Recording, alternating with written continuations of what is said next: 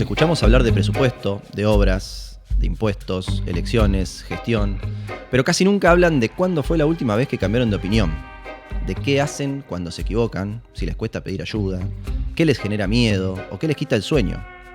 Esta no es una entrevista a políticos para hablar de política, es una entrevista a personas que hacen política. Porque los cargos cambian, las elecciones pasan, pero la ansiedad, la frustración, el agotamiento, la soledad y los problemas que atraviesan nuestra salud mental nos siguen alcanzando a todos. Con la política como excusa, la salud mental como tema, la experiencia humana como protagonista, bienvenidos, bienvenidas a la temporada número 2 de Ruido del Fondo.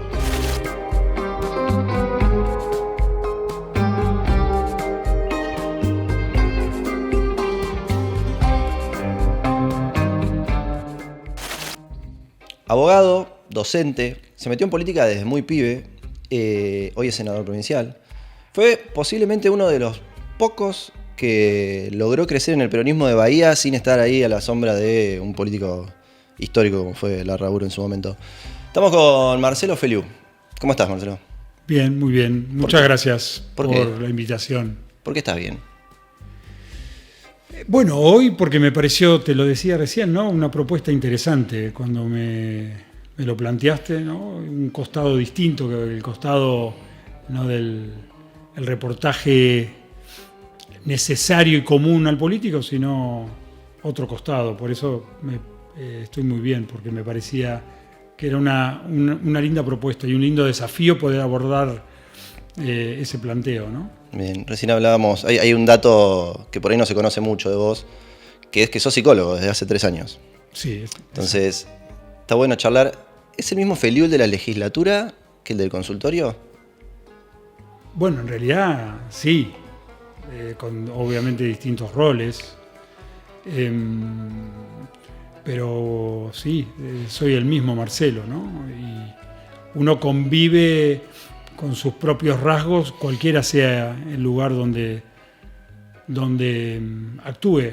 En todo caso, en alguna actividad se destacará o no alguna virtud, algún defecto, y en otra pasará lo propio, ¿no? Pero soy la misma persona, ¿no? Soy la misma persona. Y vos hace 3 años te recibiste, sos psicólogo desde hace 3 años. Aproximadamente, sí, en diciembre va a ser 3 años. Bien, que hasta ese momento, hasta hace 3 años, ¿tenías el bichito de la psicología dando vuelta?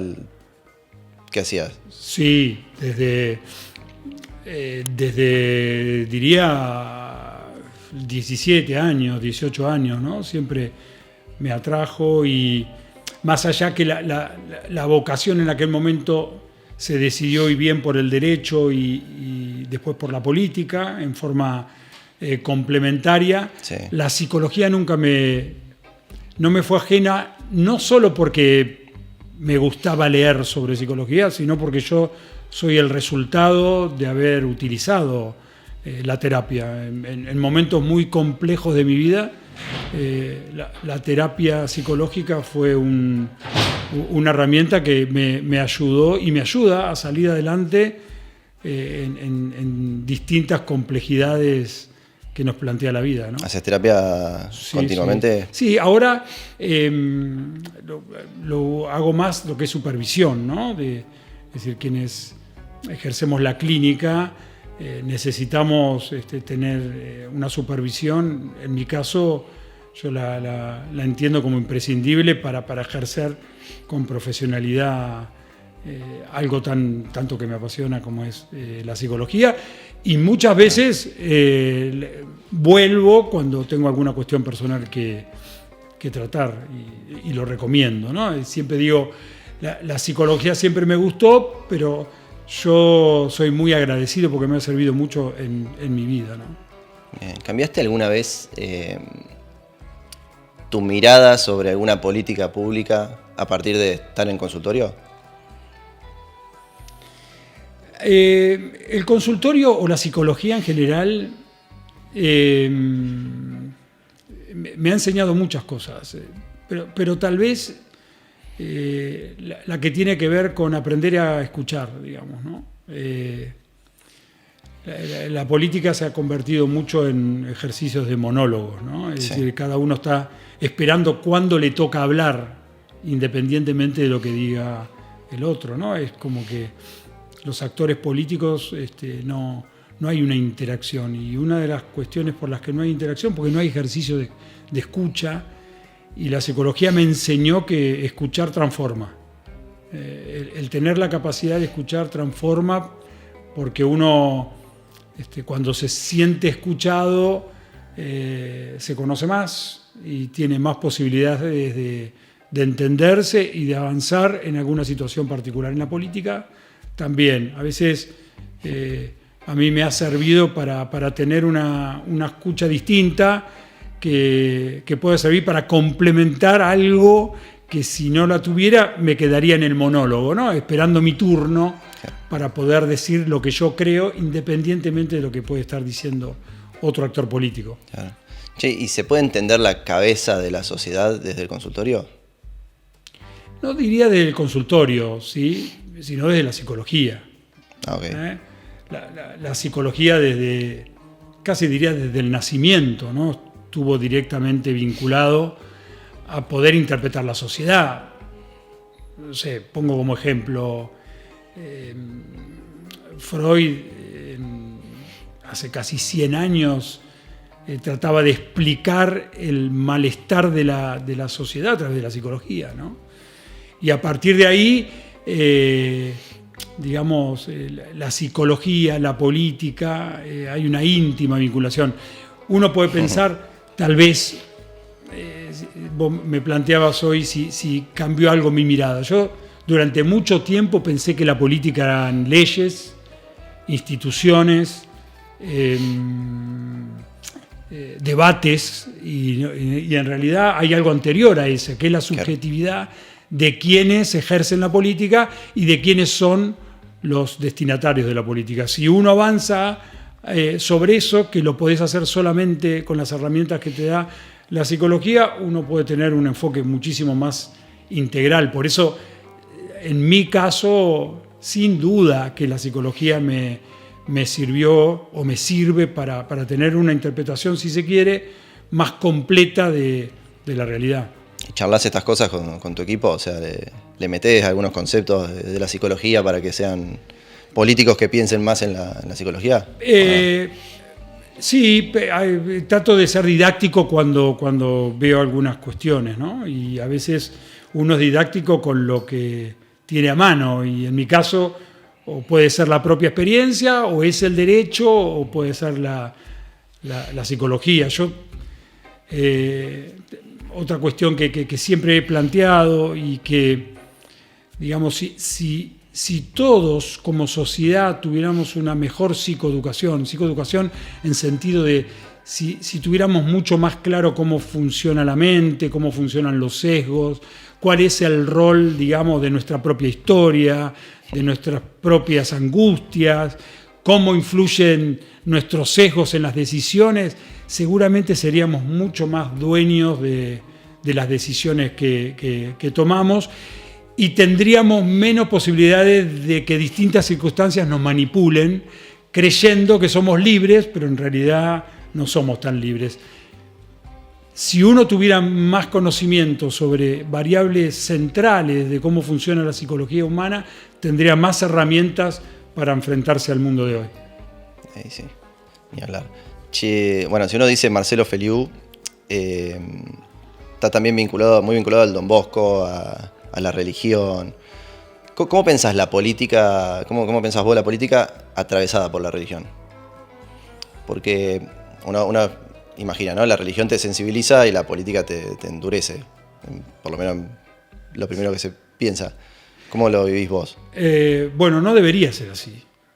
En realidad, si la religión, si el Don Bosco enseñó a empatizar con el dolor del otro, la política debería ser la herramienta para transformar precisamente a los que están pasando por situaciones muy complejas. Sí. A veces la realidad no demuestra eso, ¿no? En todo caso, para mí el Don Bosco ha sido, si se quiere, la base principal que despertó en mí la posibilidad de que había, o la necesidad de que algunas realidades había que cambiarlas y que la política era la herramienta. Yo creo que debería ser compatible, pero te tomo, es un buen punto, que lo que vos estás diciendo, además de que puede ser una opinión, es una descripción tal vez de muchas de las realidades que muestra hoy la política, ¿no? Y por las cuales hay tanto descreimiento, ¿no?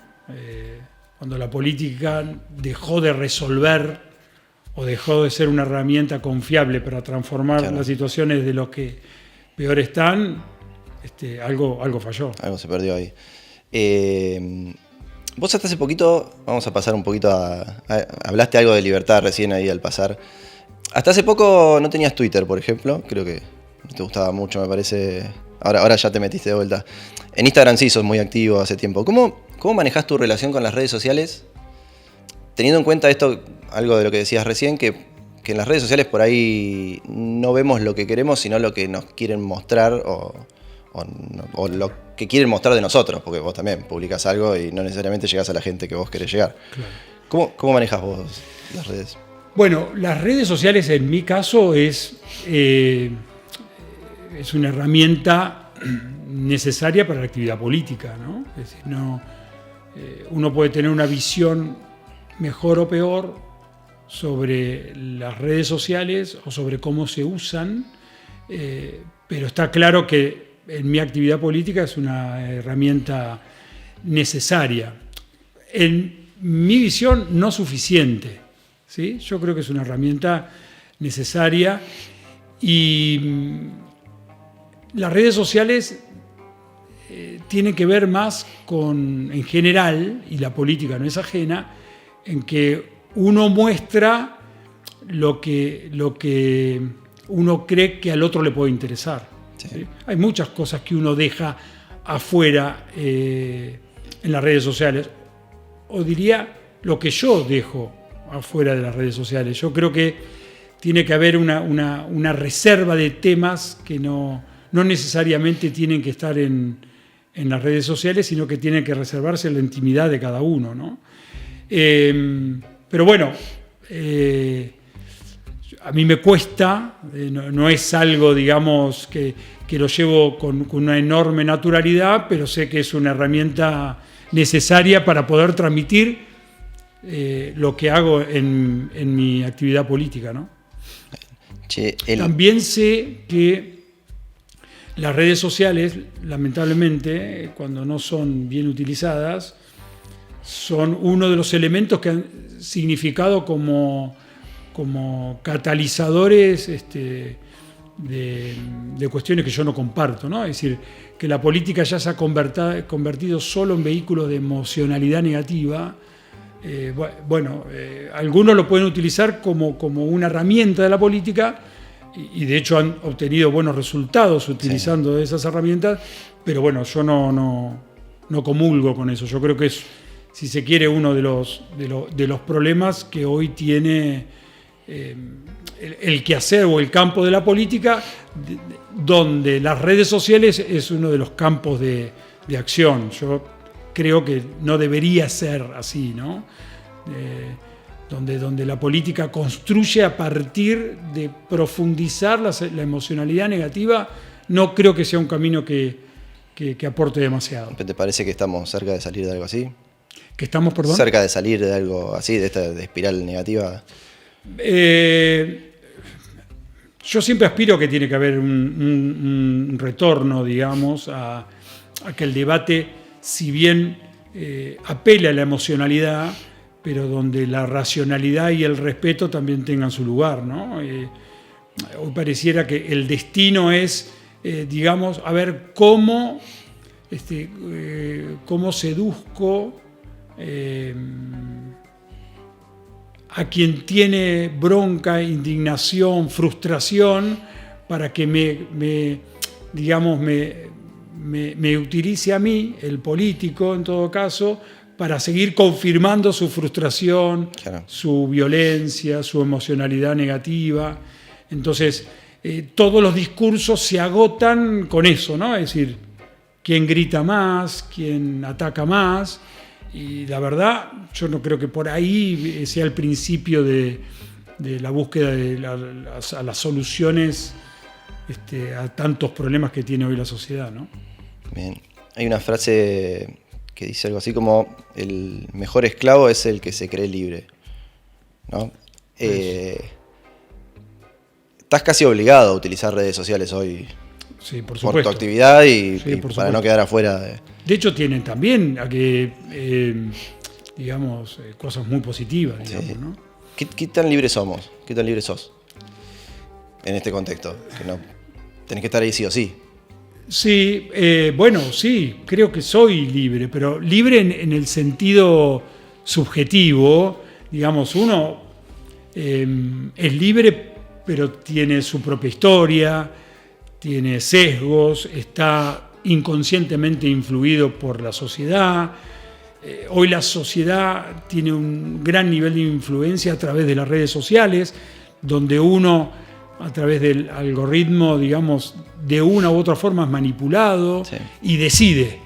Con toda esa información, decide. Entonces uno, creyendo que decide, se cree que es libre. Bueno, yo lo pondría en términos bastante relativos eso, ¿no?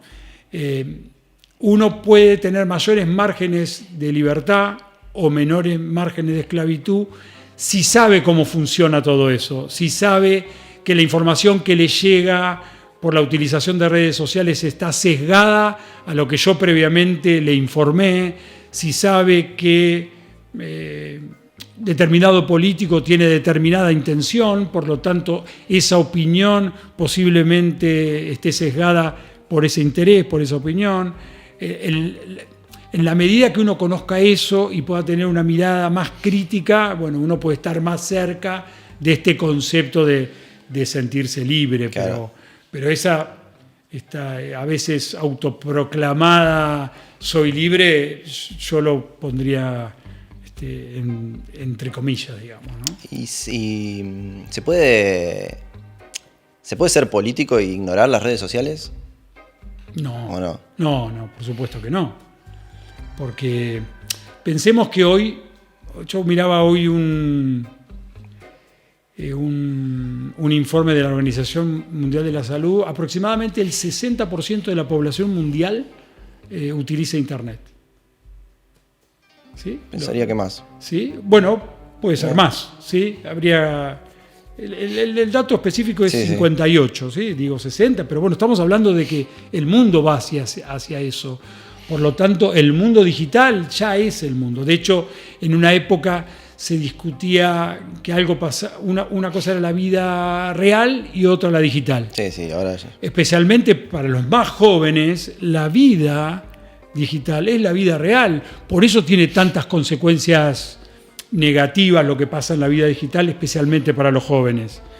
Porque ahí está la búsqueda de la validación, ahí está la comparación con los pares, ahí está la forma de expresarse, muchas veces violenta.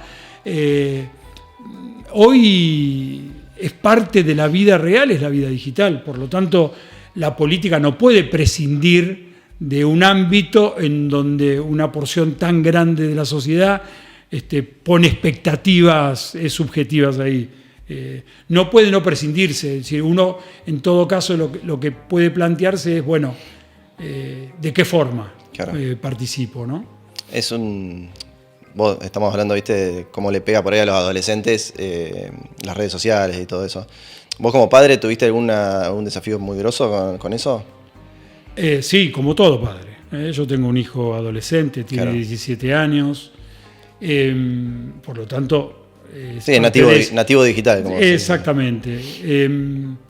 Tengo la suerte de que mi esposa tiene muy claro estos temas y desde muy chiquito tratamos de inculcarle, digamos, que las redes sociales por sí solas no son malas, pero tiene que haber un buen uso y creo que hemos tenido, por suerte, y soy muy agradecido, mayores herramientas para poder transmitirle cuáles son los riesgos, ¿no? de interactuar.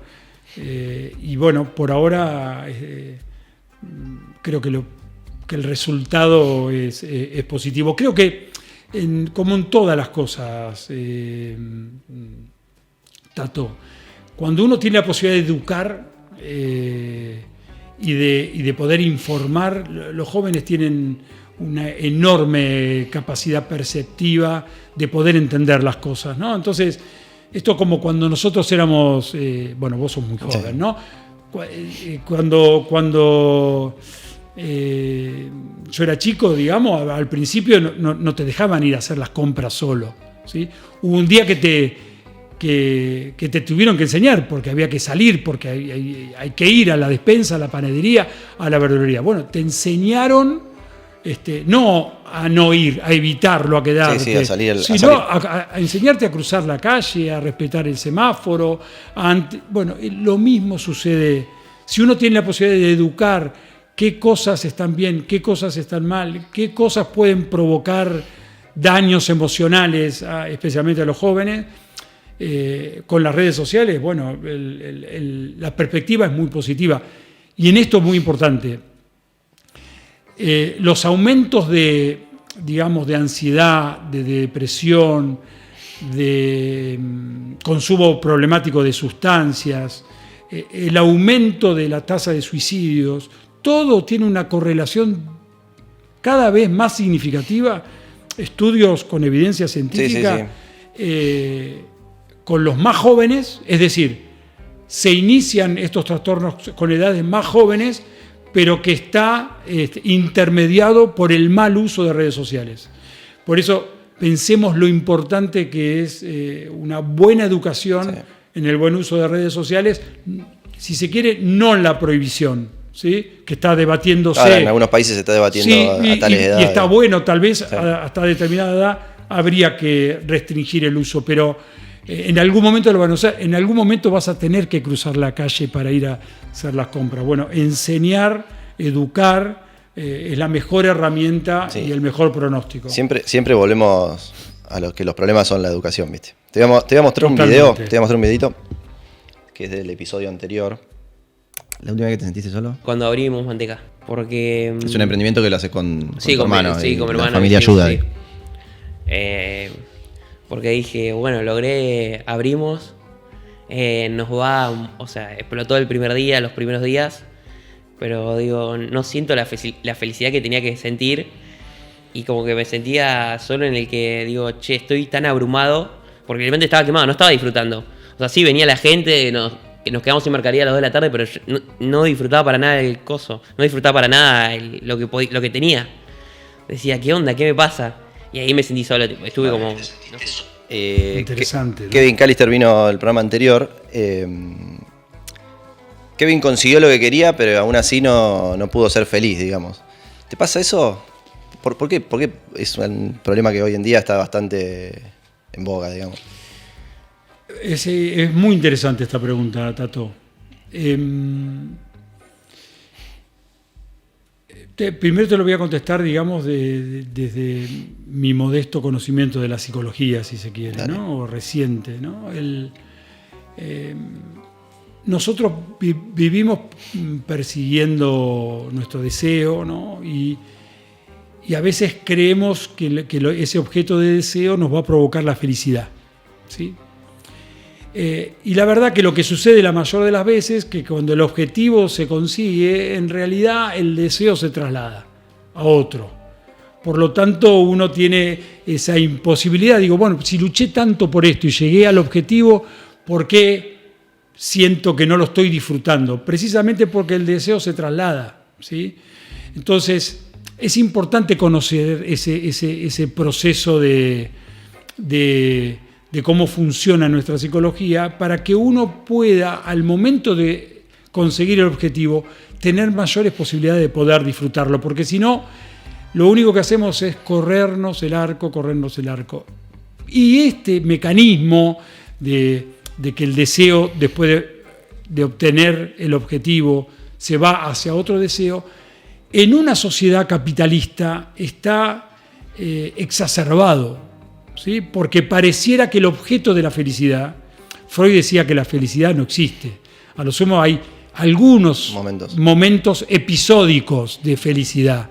En realidad, lo que tenemos que pelear nosotros es la dicha posible, ¿no? Es decir, qué es lo que podemos disfrutar, digamos, con la mayor cantidad de tiempo, la mayor cantidad de veces. El sistema capitalista nos va metiendo que la felicidad tiene que ver con el último celular, que la felicidad tiene que ver con que no solamente triunfe como triunfó Kevin con su primer sucursal, sino tal vez lo que está pensando es, no, en realidad esto está bien, pero tengo que tener 3 sucursales, ¿no? Y cuando tenga 3 sucursales, bueno, va a querer tener 5. Entonces, ahí es como que uno nunca va a tener esa dicha posible, sino lo que va a tener es una hiperexigencia y un vacío cuando llega al objetivo, porque no lo va a disfrutar, porque rápidamente va a tratar de buscar otro, ¿no? Ahora, está bien igual perseguir el deseo, ¿no? Sí, por supuesto.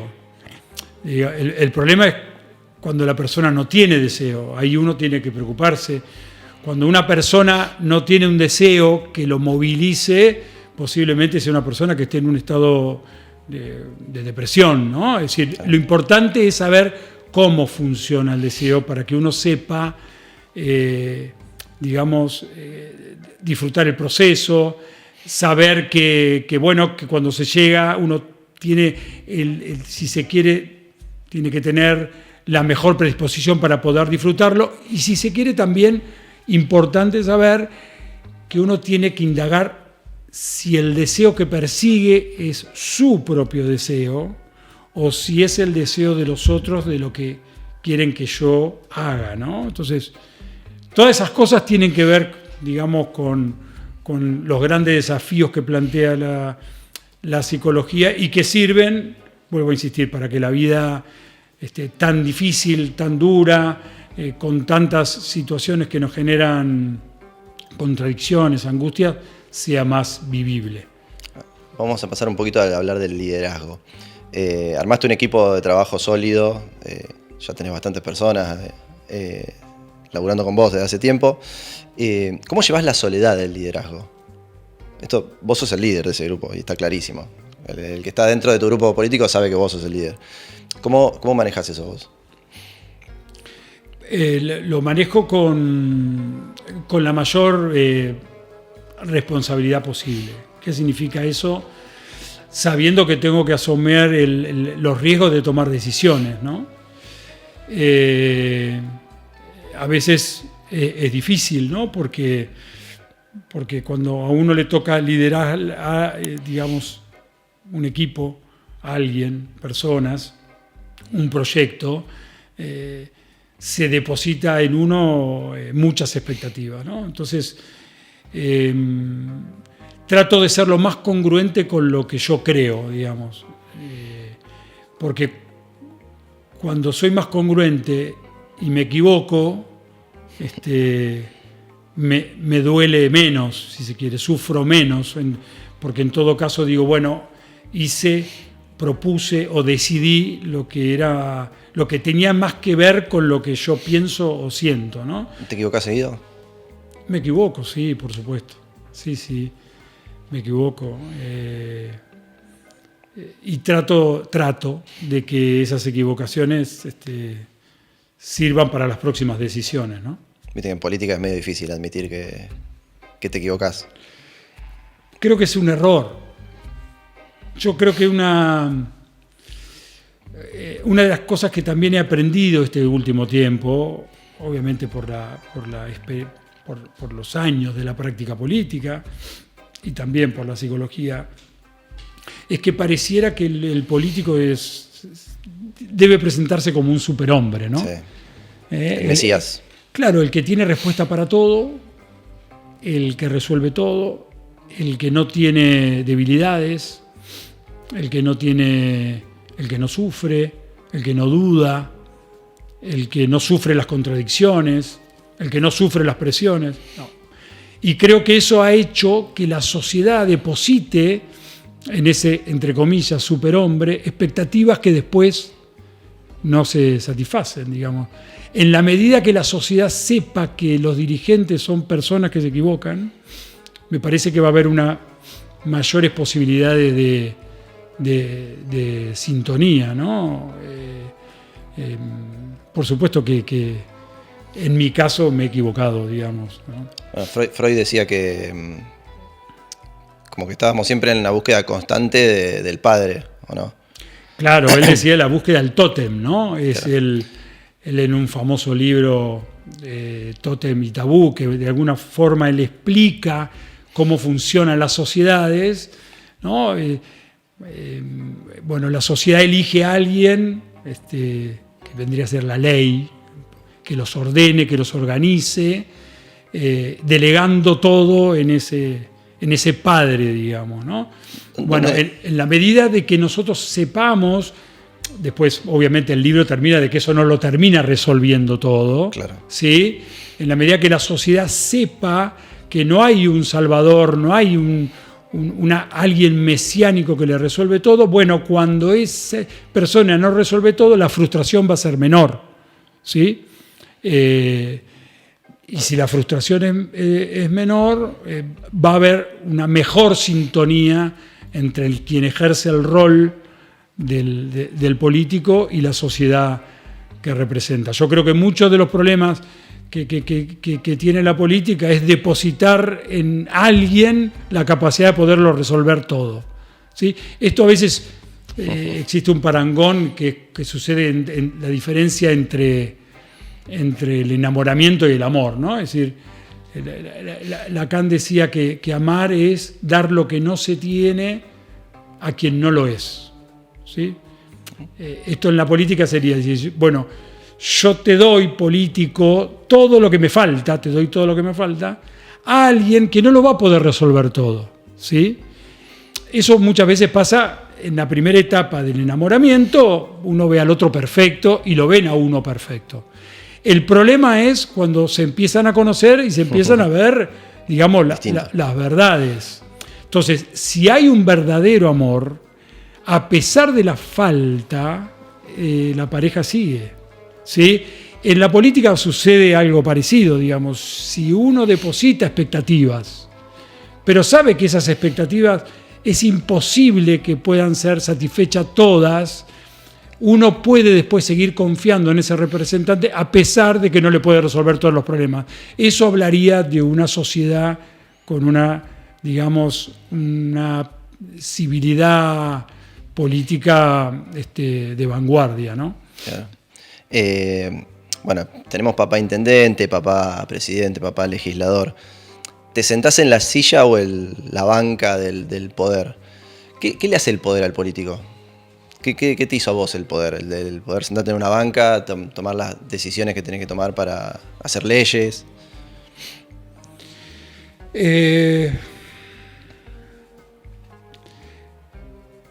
Al principio está muy bien la pregunta, porque depende del momento, ¿no? Cuando empecé mi carrera política y hubo algún evento electoral positivo, yo era muy joven, se ganó una elección interna, Sí. me acuerdo. Fuiste candidato a intendente muy Sí. joven. Uno digamos, se cree más de lo que realmente uno puede, digamos, ¿no? Siempre recuerdo que tuve la suerte de tener buenos consejeros que en esos momentos me hacían ver que la realidad era otra, ¿no? Es propio, digamos, de la euforia de conseguir un objetivo y de no interpretar en sus justas límites ese objetivo, ¿no? Ahora con el tiempo... O sea, poniendo en contexto, vos ganaste la interna y creías que te iba muy arriba. Claro, yo creía que ahí empezaba una carrera de éxitos, ¿sí? Y interpretaba un hecho del presente y hacía una proyección repetitiva en el futuro. ¿Sí? Bueno, esto empezó una cadena interminable de éxitos, ¿no? Bueno, eso no es así. Y en todo caso, digamos, ahora con los años recorridos, en realidad uno aprende a que tiene que saber manejarse con los límites, digamos, ¿no? también volvemos a la psicología, ¿no? Sí. A veces en lo personal uno podría definir el objetivo de la terapia es que el terapeuta pueda ayudar, acompañar al paciente de que pueda enamorarse de sus propios límites, ¿no? Es decir, bueno, esto es lo que soy, bueno, con esto tengo que crecer en la vida. Bueno, en la política, durante, digamos, con el tiempo, uno se va dando cuenta, digamos, de cuáles son las herramientas que tiene, cuáles son los límites, y con esos límites tratar de avanzar todo lo posible. ¿Y aprendiste más de los éxitos o de los fracasos? Porque después te fue bien, fuiste otra vez candidato a intendente en otro momento. A mí me enseñó más de los fracasos, ¿sí? El éxito nubla, ¿sí? El éxito que se amplifica las emociones positivas, ¿no? Entonces uno extralimita, digamos, lo que uno puede hacer en el futuro, y eso no es tan fácil de llevarlo. Los fracasos ayudan en la medida de que uno los asimile, digamos, ¿no? Porque a veces los fracasos no ayudan, porque si uno niega el fracaso, uno digamos, bueno, yo no fracasé. Sí, o busca justificaciones y repite.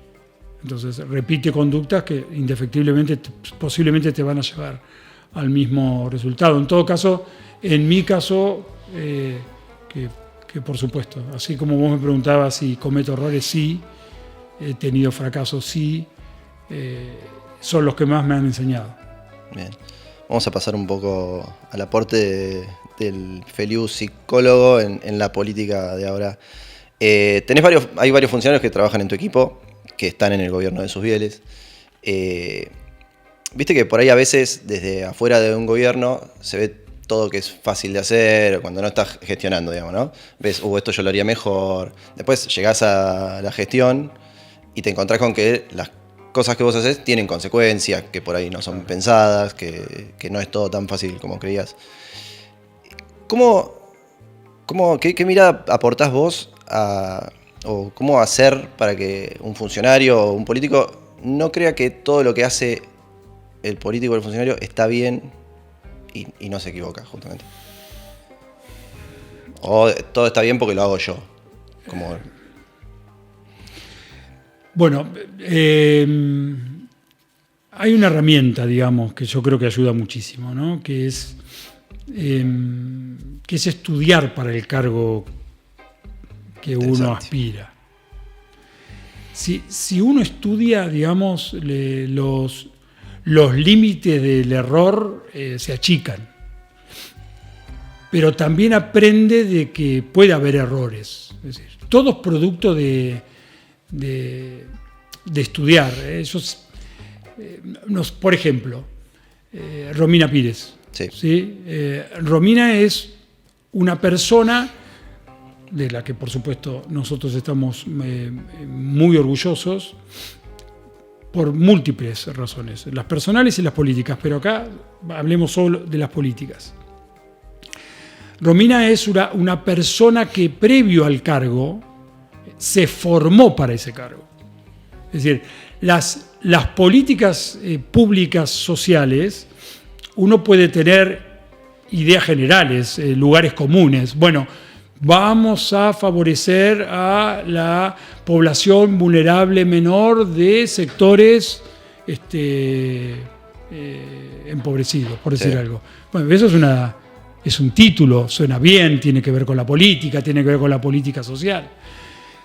Pero si no hay un estudio sobre cómo se diseña, cómo se establece una política pública para ese sector, lo más probable es que ese político que enunció bien hacia dónde quiere dirigir su política pública social, lo más probable es que si no estudió fracase.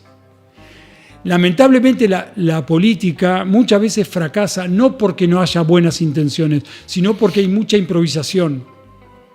Y la improvisación, el mejor antídoto a la improvisación es estudiar. Pongo el ejemplo de Romina, y Romina muchas veces plantea lo que yo estudié o de lo que yo me formo cuando lo llevé a la función pública, lo tuve que corregir. Porque una cosa es la teoría y otra cosa es la práctica. Hay un intercambio dinámico entre lo académico y lo práctico. Ahora, lo que no puede haber es solo olfato, ¿sí? Si uno estudia los temas, lo más probable es que las posibilidades del error se reduzcan y también aprender de que puede haber error, ¿sí? Porque también estudiar te enseña que a veces las políticas pueden fracasar. Claro. Tuvimos un temporal, ni bien arrancó la gestión, tuvimos la inundación, ni hablar. O sea, se puso en jaque la salud mental de toda la ciudad. ¿Aportás una mirada vos al gobierno desde lo psicológico? Sí, cuando me consultan estoy a disposición, ¿sí? Sí, lo que debo decir que no necesitaron mi mirada particular para ponerle el foco, ¿no? Yo pongo como ejemplo también, y esto es bueno también decirlo, ¿no? Porque si no pareciera que fueran compartimientos estancos. Romina estudia políticas sociales. Romina las aplica a las políticas sociales porque hay un entorno político, en este caso el intendente Federico Zubiele, que le permite llevar lo que estudió a la práctica, claro. ¿no? Con respecto a la salud mental, me parece que este gobierno ha hecho foco. Sí.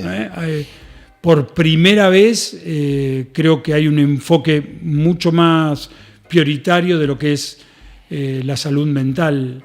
Y creo que la salud mental dejó de ser un problema clínico individual. Es decir, yo te podría decir, bueno, hay mayor prevalencia de personas que tienen ansiedad, que tienen fobias, que tienen depresión, que tienen problemas de salud mental.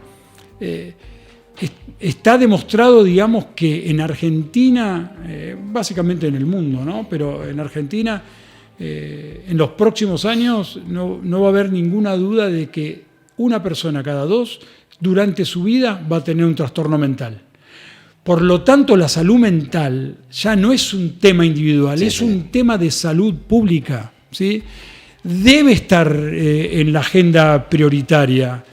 Y volviendo a tu pregunta, no se necesitó preguntarme eso porque en la medida de las posibilidades de lo que se puede hacer desde un gobierno local, está en agenda, hay un programa ¿Y en el gobierno, que apunta hacia eso, ¿no? En el gobierno no te usa de psicólogo nadie. ¿Qué sé yo?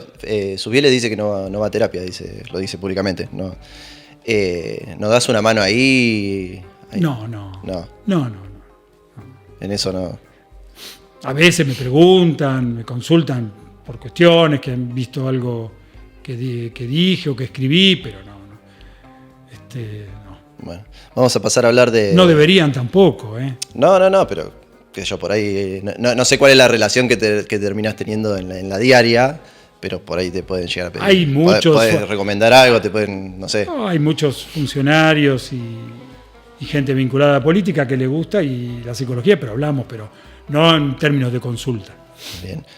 Vamos a hablar del ego un poquito. ¿Cómo aprendiste a manejarlo? Bueno, todos los días. Mirá, hay rasgos de personalidad que tienen mucho que ver con las profesiones, ¿sí? Una persona puede ser inhibida, puede ser extrovertida, puede ser narcisista, puede ser psicópata, puede ser más tímido, si se quiere, rasgos de personalidad, ¿sí? En la política, los rasgos, vamos a ser piadosos. los rasgos narcisistas tienen una prevalencia, ¿sí? Sí. Por lo tanto, hay una tendencia hacia la, si se quiere, a la autovalidación. Esto no lo digo yo, lo dicen estudios donde Sí. precisamente la profesión de la política tiene mucho que ver con eso. Bueno, yo trato obviamente de tenerlo lo más controlado posible, ¿sí? Porque si no uno termina resolviendo exclusivamente por el propio interés y eso complejiza las decisiones, ¿no? Pero es algo que uno sujeto, todos, pero yo en lo personal Claro. lo tengo muy presente, ¿no? ¿Y cuánto construiste o cuánto destruiste por el ego? Hoy vos podrías hacer una interna, ponerle si quisieras, porque sos un político reconocido, lo que sea, y hoy estás acompañando. Y sos legislador. Ahora, ¿cómo manejas el ego en eso? En acompañar. Hoy mi rol es el de acompañar, hoy mi rol es el de estar y salir a la cancha, jugar fuerte. ¿Cómo se maneja eso? No digo hoy por hoy, sino a lo largo de tu carrera, ¿no? Porque en algún momento tocó ser candidato a intendente, en otro momento tocó ser candidato a senador, a concejal. Claro. O sea, en el momento de, si se quiere, las decisiones cruciales, uno tiene que ser lo suficientemente o tener el suficiente autoconocimiento que lo hace no por ego.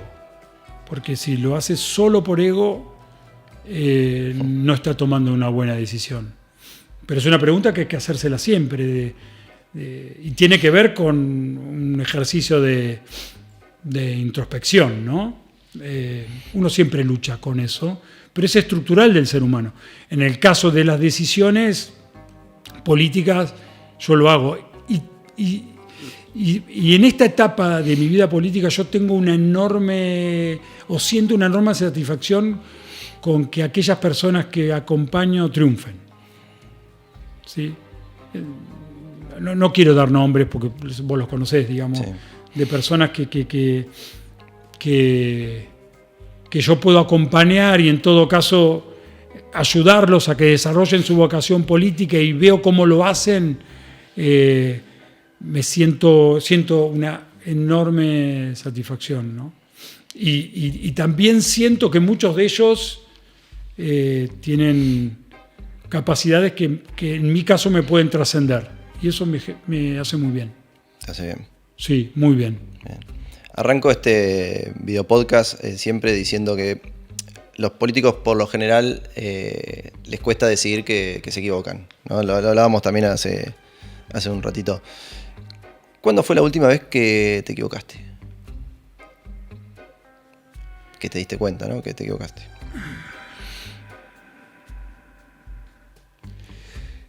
En un hecho puntual no sé si te podría decir. Sí te podría decir algo que tiene más que ver con algún patrón, digamos, ¿no? Muchas veces me equivoqué porque creí que yo solo tenía la razón. ¿Sí? Y eso nunca fue un buen consejero. Si bien yo confirmaba mi sesgo que me llevaba a autoconvencerme de que lo que yo digo es la verdad o es el camino correcto, y viéndolo a la distancia creo que fue una equivocación, digamos, ¿no?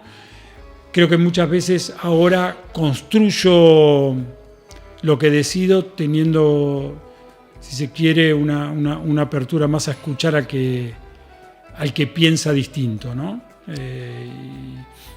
Antes no tenía demasiado ese ejercicio, me escuchaba demasiado a mí mismo y eso ha sido un error. Bien, bueno, Marcelo, gracias por venir. A vos. Nos vemos la próxima, suscríbanse al canal y nos vemos.